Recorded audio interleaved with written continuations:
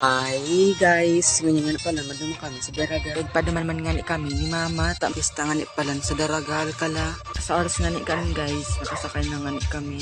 Sa minibus nga ni palang kami nagsakay. Nakatindog na sa nga ni palang kami dyan, kantugang ko.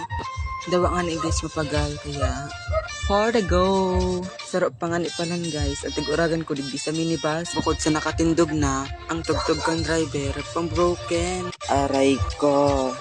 Ipi-play ko nga ni palan guys para magtubod ka mo.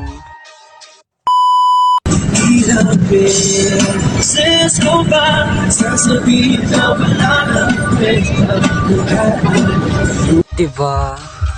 Yeah, for the go. May hinapit nga ni palang kami muna dyan guys. Kaya nga ni palang nagsarasag ni muna ako. Kaya, for the go. Pasakay naman nga ni palang kami dyan guys sa van. Sinakayan mi nga ni pala na van. Aircon. Magayon naman nga ni pala ni di guys ang mga view. Kaya for the go. Madali naman nga ni palang kami dyan guys makaabot.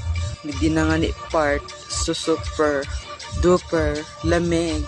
Nakampang nga ni pa rin dyan sa kuya guys sa aircon. Kaya nga ni pala nalilibong na ako. Diban ba't ako sanay sa aircon. Sa oras kan dyan guys, nililibong na ako. Susukan ako dyan guys. Nakatutok siya guys.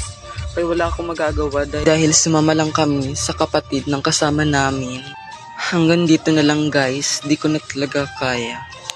Naihilo na ako guys, kaya bye bye.